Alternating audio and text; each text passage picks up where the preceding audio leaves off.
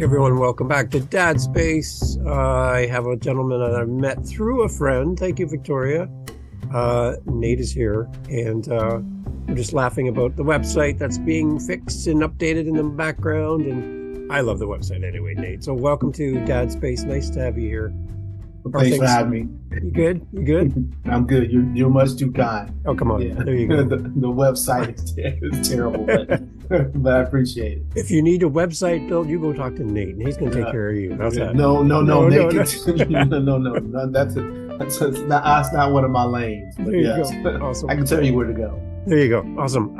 Nate, we met through a mutual friend. Victoria has introduced us, and thank you, Victoria, for this. This is great. Talk a little bit about your background and maybe how you connected with Victoria, because I really love her. She's amazing. Sure. So I can tell you I connected with Victoria. I'll say that first. That's easier. Through Podmatch. So we both were subscribed for this Podmatching podcast host guest subscription service called Podmatch, and we connected through that. And Nice. We've been connected. I think we first talked the end of 2022, end of last year, and so we've remained connected. And Victoria's great because she's always assigning you new tasks. I have this term, voluntold. Victoria volunteers you to do stuff. Oh, yes. So yes. So she told me to connect with you, and so now you and I are connected, and hopefully we will stay connected. But otherwise, a little about me. I'm originally from a small town in Indiana called Gary. I was born and raised there, left there in 1983, and went to college in Indianapolis, a school called Butler University, and was there. And when I graduated there, applied for law school and attended Valparaiso University, and also had my master's in history and theology. And couldn't figure out what I wanted to do in my life, and then was in the financial services industry for about 30 years. But more importantly, I mean, I don't talk to anyone about financial stuff. I talk to people these days started talking to them about being a parent, being a father. And now more often I end up finding myself talking to people just about how we can raise our level of humanity. Nice. So talk about a little bit about the family and stuff. Talk about how many children, just Sure. some basics to give us some idea as well. Sure. I'll say what I used to tell students when I was an adjunct faculty member here at a small school. I'd say I have one wife and I have one son. If those relationships don't work out, I'm done. So yeah, that's what I have. I have a son named Naeem, and I have a wife named Latanya. Nice. Awesome. Great family. It sounds like that's awesome. And then we were just chatting before we hit record. You shared a little bit about kind of your journey into new paths just by starting with a simple blog around your son and his path and his journey as he kind of left the U.S. and just kind of keeping everybody up to date on what he was doing. And that turned into opening doors for you that you probably never would have anticipated. Yeah, talk a little bit about what he did, like Sure. where he went and why, and then give us a little bit of that background again. Sure. So in 2012, my son, actually it was the end of 2011, we took a family trip to Vegas, and none of us gamble. So after a day or two in the hotel, we were bored to death and thought, well, what do we do? So we rented a car. We drove out to the Grand Canyon. My son and I had just finished reading The Alchemist and by Paulo Coelho, who by chance is, I guess coincidentally, is Brazilian. We'd also read the book The 4-Hour Workweek by Timothy Ferriss. Yep. So we'd raised this child who believes that everything is possible, and that the very first thing to do is to envision it, to have these really bold, audacious dreams. And that's part of what The Alchemist teaches, that there's this guy named Santiago. He has his dream of going to find his own pyramid, his what he calls a legend, and that he has to go there by any means necessary. So I'm staying on the Grand Canyon with my son, and we're on the edge of the canyon, and about 3,000 feet above sea level, and my wife is yelling and screaming at us to get away from the edge, and my son and I are talking about how great it is to be on the edge, and he says, I said, don't you feel alive? He says, absolutely. Absolutely. And you know what? I feel so alive that this is the way I'm going to feel for forever. And by the way, next year for my senior year in high school, I'm skipping that. He says, I need to leave. I need to leave. Like in Alchemist, I need to leave. I said, what are you talking about? He said, I need to leave the country. I want to chase my dream of playing professional soccer, and I can't do it being here in America. I need to leave. So you Wow. got to find a way to help me to get out of here. So, okay. So Timothy Ferriss outlined in his book, one of the things to do was to hire a virtual assistant. I found a company in India. I hired I contracted that company, formed a relationship with a virtual assistant. His name is Nathan, and Nathan shot my son's soccer background, resume, etc., to 11 and found 11 clubs across the globe that were willing to have him come in for trial. So his favorite national team was the Brazilian national team. So when there were clubs in Brazil that were listed, we reached out to those clubs and were invited to go to Brazil. And we went to Brazil. He tried out and played soccer for 3 or 4 clubs in Brazil. Watched him play with more joy than I'd ever seen him play here in the States. And he said, I want to stay. And so we're like, okay. So he skipped the senior year in high school and moved to Brazil. People around me, of course, as you can imagine, were asking us, have we lost our mind? And here's this 16-year-old child who's going to go 7,000 miles away from home, and we don't know these people anywhere else. And we're like, well, this is how he's been prepared all his life, because what people didn't understand was that my objective was to make sure he was able to graduate from high school as a 14-year-old. I wanted him to be done at 14. Wow. So we had taken an application from Harvard and used the application from Harvard before he was born to create a template or a platform for him to use, this unborn child to use, to make sure that the child can meet the academic rigors of a school like Harvard, and to be able to do so by 14. Okay, so where did the idea come from for that? Because right now, there's dads listening to this going, wait, I'm going to rewind what he just said, because that is not the most common parenting model, is an application to Harvard.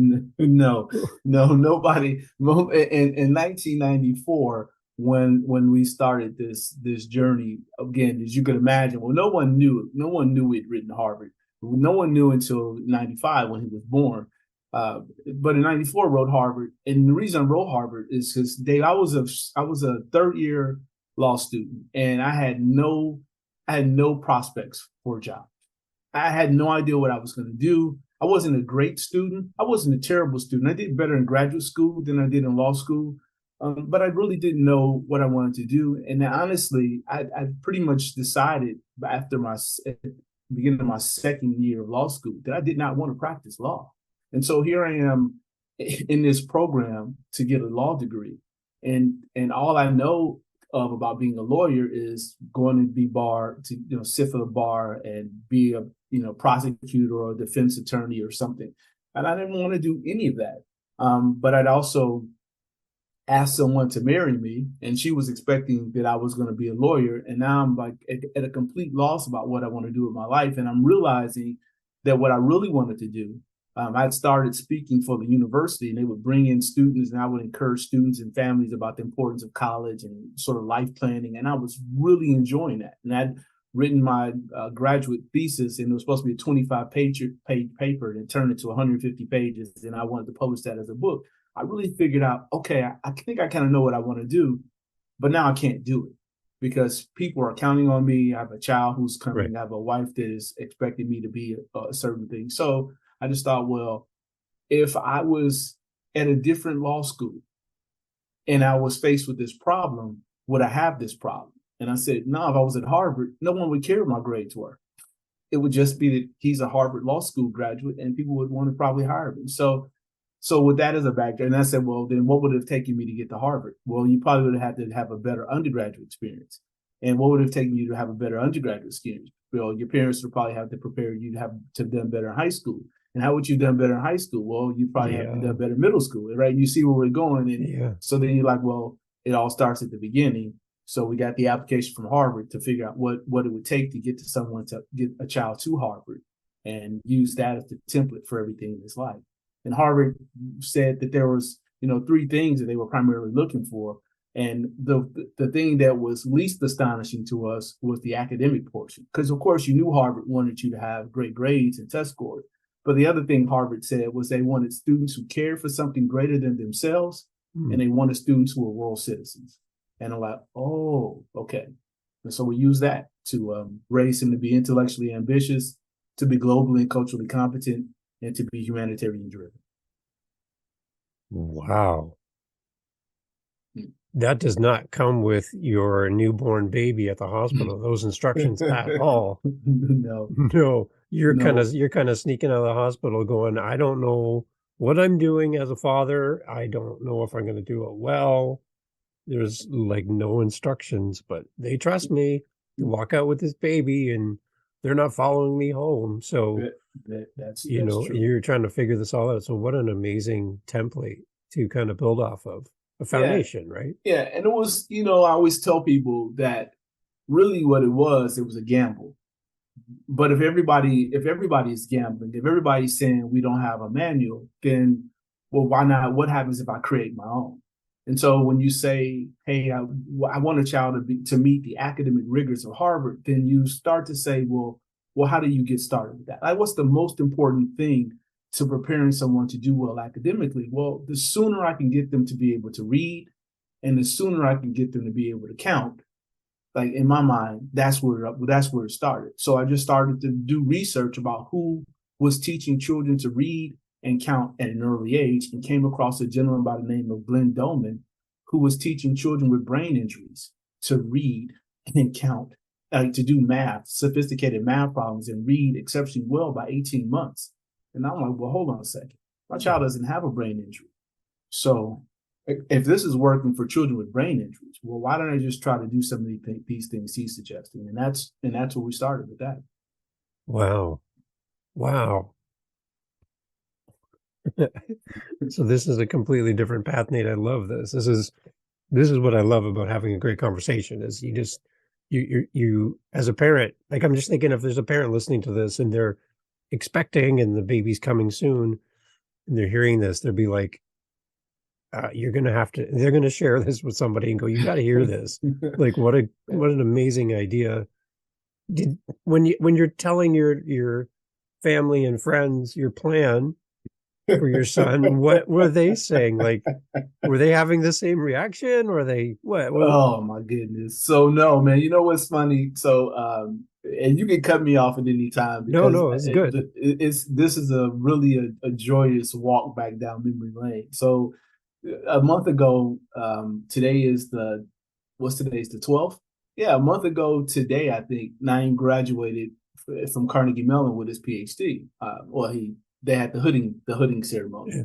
So interestingly enough, a lot of people started reaching out to me, telling me what a great job I did, what a great job you've done. You've done a great job as a father, et cetera. And I told them I don't want any praise. Like you don't need to praise me. What I find to be very interesting, a lot of people who are praising us are people who were critical of us in the beginning. Nice. Right.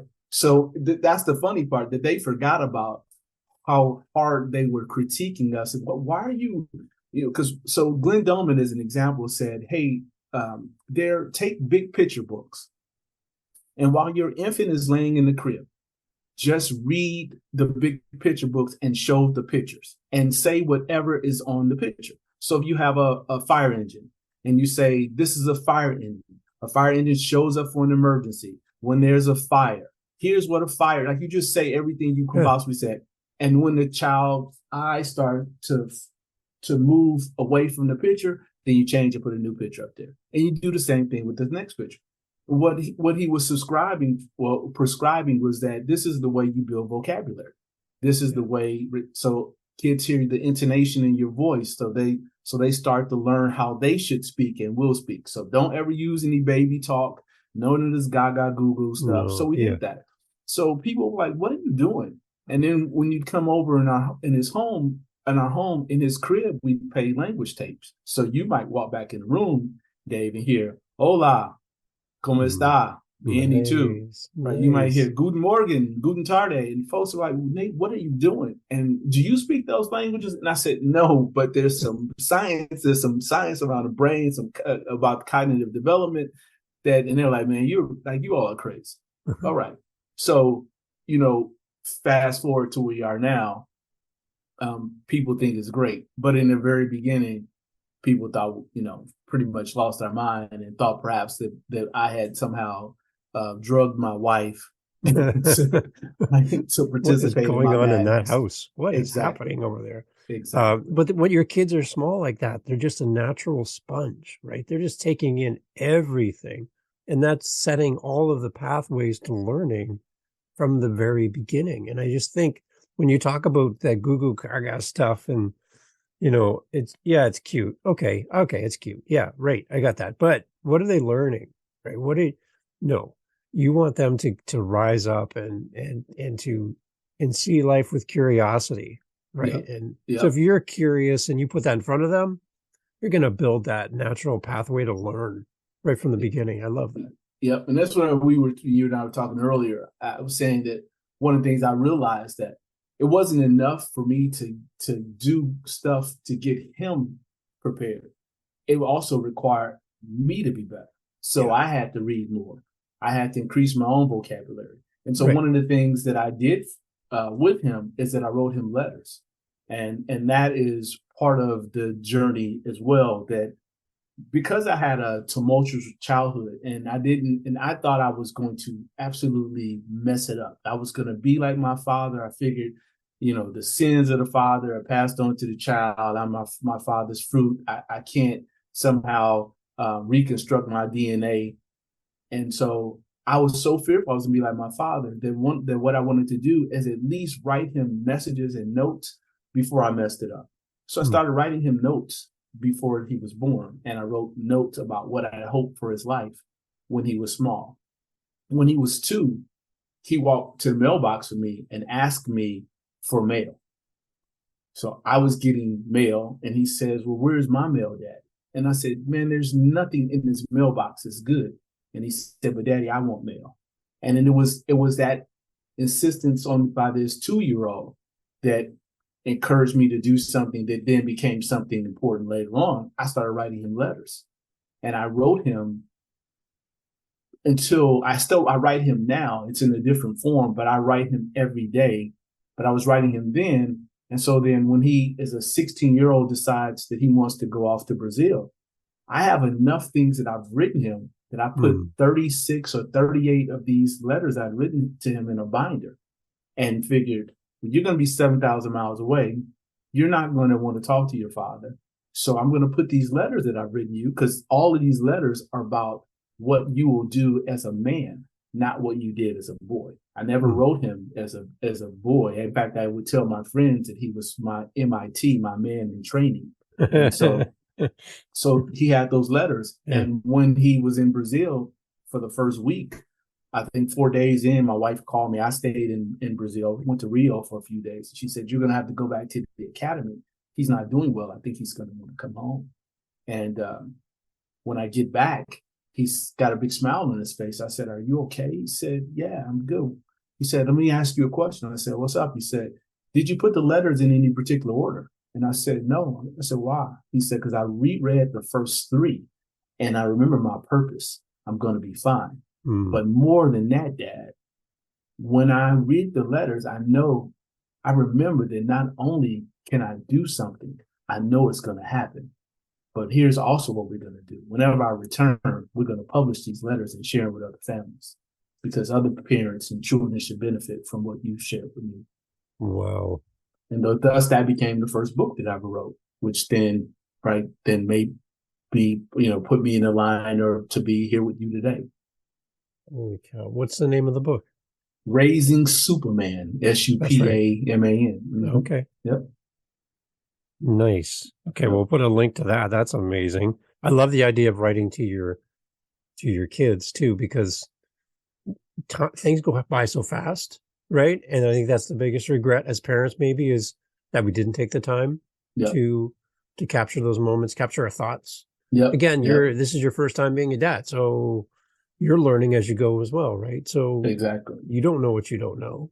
So you're both on a journey at the same time.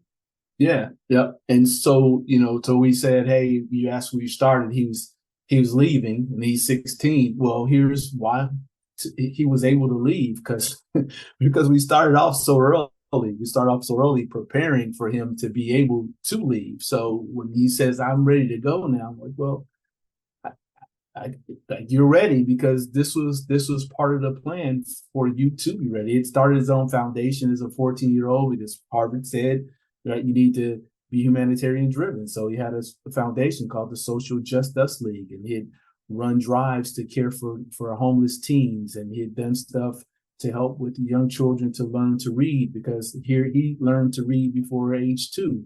So he understands the importance of reading. He had his first computer. We bought him a computer at 1. And so it is not right. It's not Wait, surprising. not a PlayStation or a Xbox. No, No, no, a no. We computer. bought Let's him a make that very computer. clear. We bought him a computer in 1995. I think it would have been the early 1996. I want to say the computer. We bought it from Sears and we bought it on credit. I know it cost us at least $3,000. Yeah, back It was then. very expensive back then, and you had the CD-ROMs and you put in so you could download AOL and all that stuff. But yeah, the very first computer we bought was for him. So it doesn't, it's not lost on me that today he has a PhD in electrical and computer engineering. So is that because he had that access to that stuff is very early, and it wasn't about playing games. He was using it primarily then for just to learn stuff. We had CD-ROMs from a program called Jumpstart and Reader Rabbit. And we had the programs in both English and in Spanish. So he was, learning an additional language and learning stuff about how to read and how to do math and science through these CD-ROMs. For a new dad listening, Nate, what scares you about parenting today, and kind of where people are at with raising their children, and what are you excited about when you look at other dads and interact with other families that come and talk to you? What scares you, and what are you excited about? So I'll start with the joyful part. How about that? So Yep. I'm excited because I think people have all kinds of tools to use that that can capture moments that I wish I could go back and look at. Like I could only imagine if Naeem was an infant today and there was YouTube. Like there's YouTube and there's TikTok and all that kind of stuff. It would have been great to be able to share with other parents along the journey some of the things we were doing, because I think that would have been helpful for people to see it in real time. But it also would have been great for me. Sometimes he and I talk. I said, "Man, time is going so fast. I don't know where it all went, and I can't. So many of your life memories, life events, I can't remember them. So it would have been wonderful if I had access to those kinds of things. So I'm excited for parents because they can capture everything. You can capture everything. You don't have to share it with everybody. It doesn't. Yeah. You don't have to turn your child into some sales device that you create a living off of the things that your child or children are doing. But it's great to be able to look back and see the development of your child and the relationship and the things you've done. So that part, I'm also excited by some of the things that are available for parents, certainly from an academic standpoint, to help your child to learn. There was no Duolingo when my child was small. We were using language tapes. People don't even know what a cassette tape is. So people don't use CD-ROM. So we have so much technology that we can use to help our children. So I'm hugely excited about that.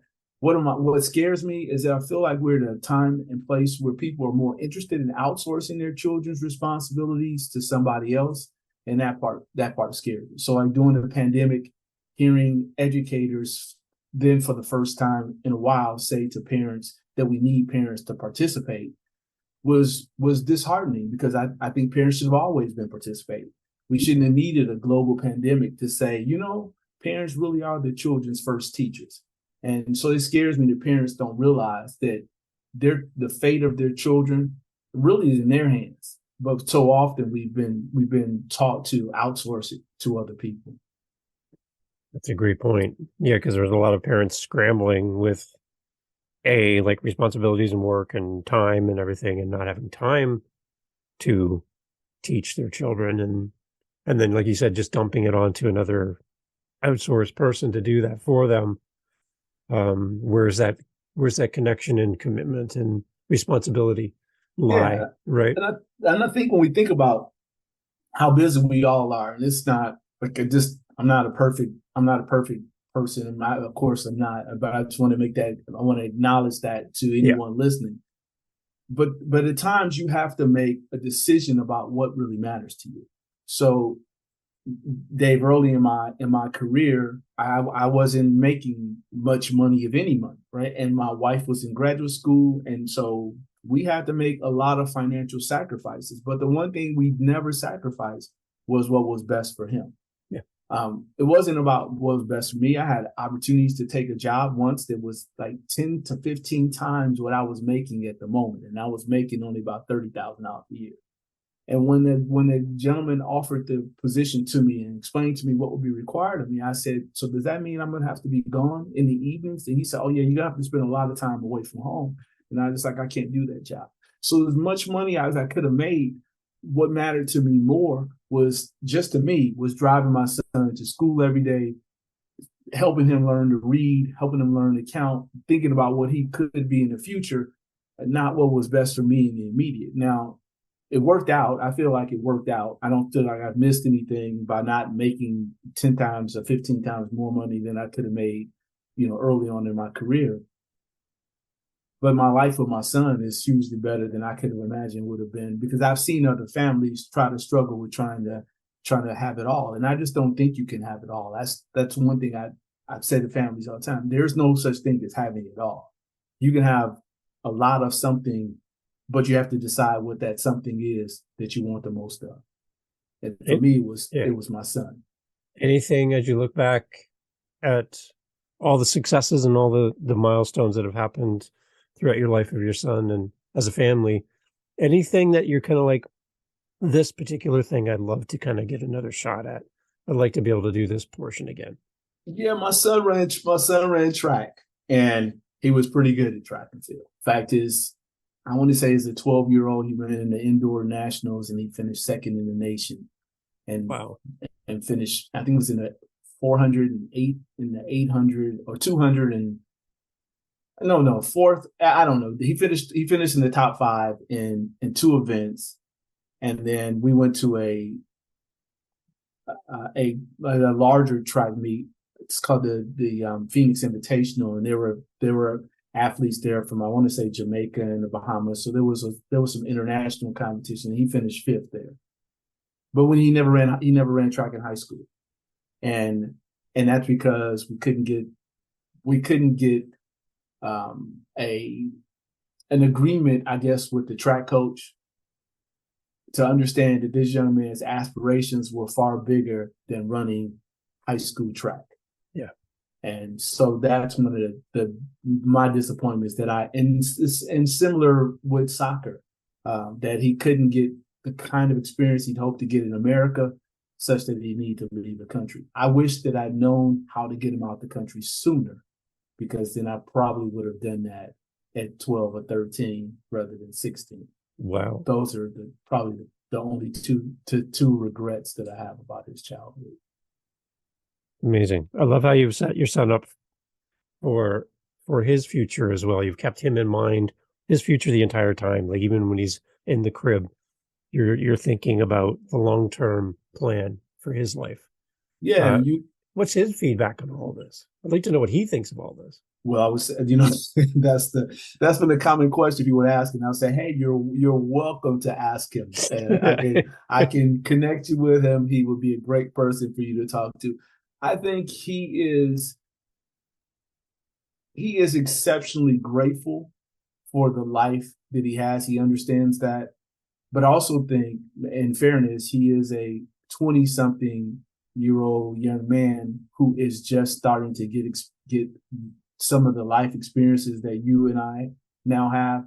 Yeah. And I think he'll have a far greater appreciation, not that he's unappreciative, but a far greater appreciation for all that his life has been when he gets a little bit further down the road. Right now, he's still trying to knock off goals and objectives in his life. And when he's not necessarily at that point where he's striving so difficultly to get to those goals and objectives, I think he may have more time to appreciate all that he's been able to do.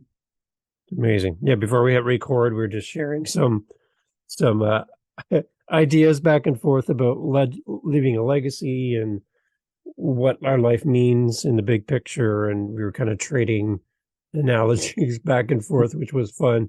One of the things I was mentioning to you was just that whole apple seed thing that somebody mentioned to me a long time ago. I can't take credit for this at all, but just the fact that you can count the number of seeds in an apple, but you can't count the number of apples in a seed.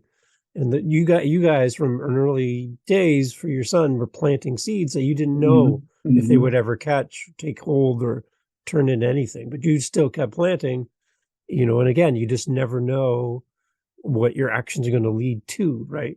That's right. And I said that I'm going to borrow your phrase that you don't know where it came Yeah, from. exactly. So Yeah, so yeah. so whoever is the Thank you. originator Yeah. of it, please forgive us. Dave and I are both borrowing it. But yeah, my grandmother, a hugely faithful woman, used to say to me that, and it's right out the Bible. She says, "You're going to be known as a tree, and you'll be known by the fruit that you bear."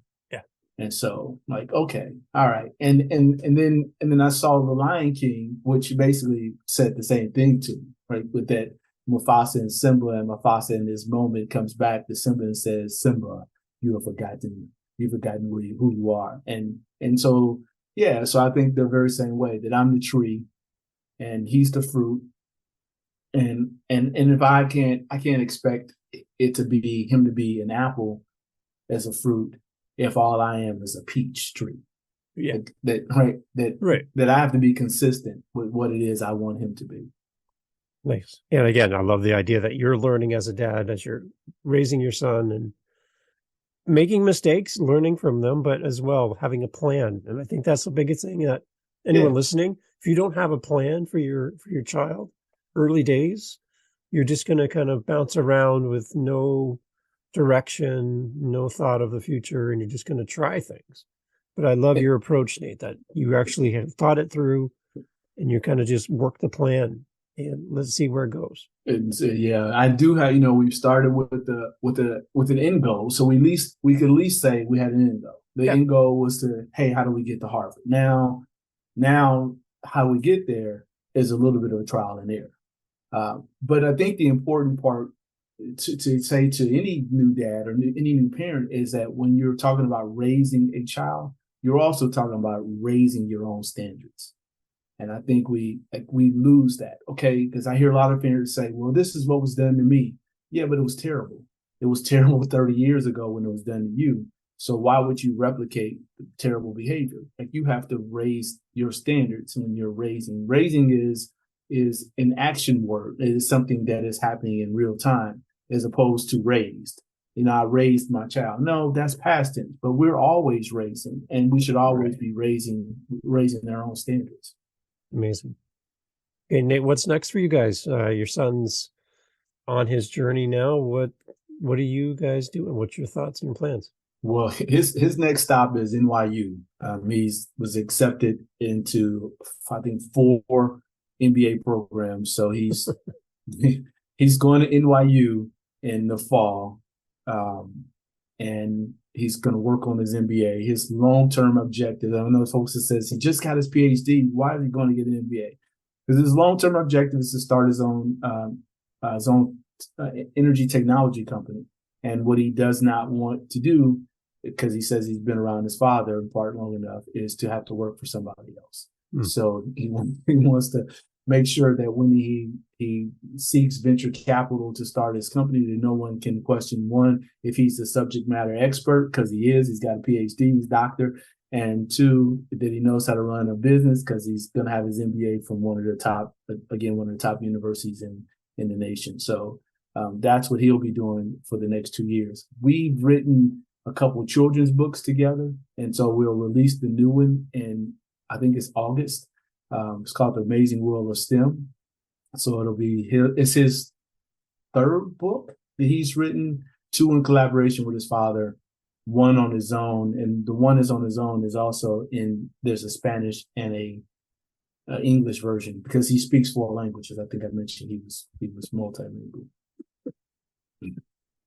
So if you want results, you want to be like, okay, Nate, it's one idea to have this idea of raising your son around the Harvard entry requirements. That's one thing, but then when you see the results, Yes. then you're like, okay, Yeah. let's balance these out. Let's the objective look at this and go playing different languages to your son in the crib.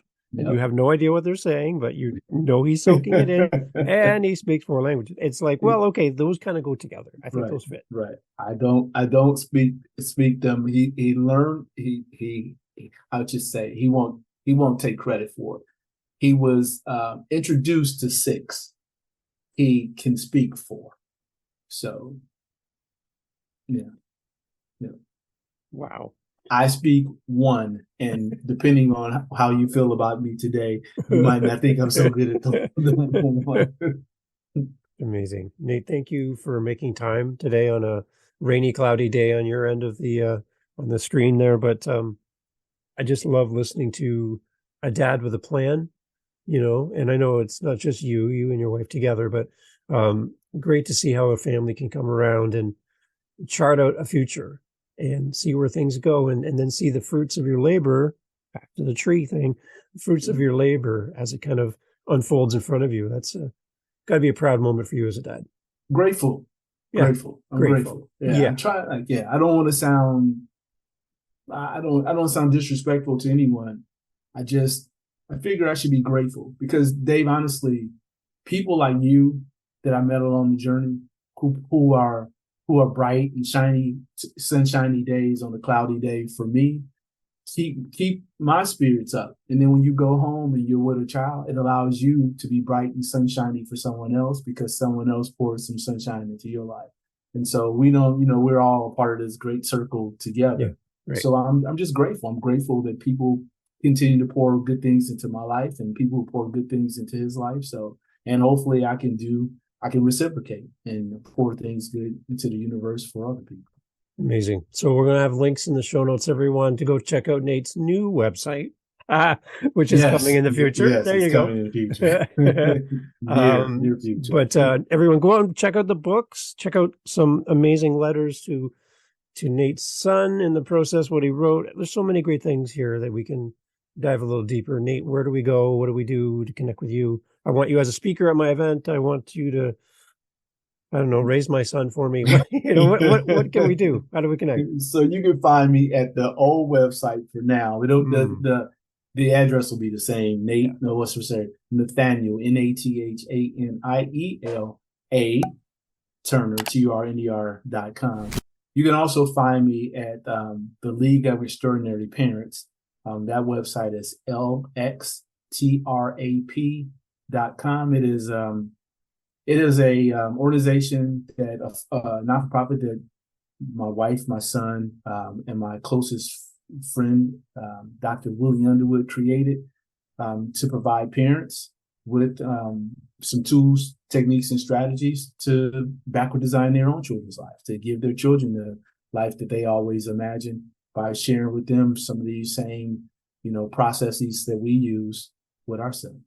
Now that website sounds like you all have like your own cape as well, and you're standing with your arms crossed on the front like Superman or something. Yeah. That's an intimidating website. I love that. It's a great name. Wow. Yeah, that's the goal. But yeah, you can find me in either of those places. I still maintain the blog Raising Supaman, although I haven't written there in probably a year and a half. But there are probably several hundred articles that are written about all kinds of things, from how to look at your child's educational outcomes from the school and some of the test scores that they're giving, and how to chart your course to any school or university, or how to look at schools based on endowments, and how to make decisions so that you don't have a whole bunch of financial encumbrances when your child does go to school. So yeah, or how to send your child out the country, etc. So if anyone at Harvard is listening, I think you owe Nate a couple bucks for all this great promo that we've been doing for your universities. He did not even apply to Harvard. There you go. He didn't apply to Harvard. It's like, after he came back from Brazil, he said, it's cold in Boston. I'm not going anywhere where I have to wear pants. There you go. So it's Texas, California, Florida. Beautiful. Awesome. Nate, thank you so much for making time. It's great to have you here. Thanks for having me, Dave. I appreciate you. Excellent. Everyone go check out the show notes. Make sure you connect with Nate. He's an amazing guy, and you'll learn a lot. Thanks, Nate. Hey, thanks for checking out Dad Space today. I'm so happy that you were here for this conversation and this episode. So great to have you part of the podcast. Would love to have you join us in our Facebook group where we get together with dads and we talk all things dad. If you're looking for that, you can find that link on our website, dadspace.ca. Also links to all of our social handles. Everything there at dadspace.ca. It's a Canadian website, dadspace.ca. How easy is that? All we need now at dadspace.ca is you. Come and join us at Dadspace. We'd love to meet you, love to hear your voice, and get your idea for the next episode of Dadspace. Yeah, your idea. How about that? Head over to dadspace.ca and leave us a message. Tell us what you want to hear here on Dadspace, and I look forward to having you back for the next episode. Thanks for checking out Dadspace. Thanks, Dad. Take care.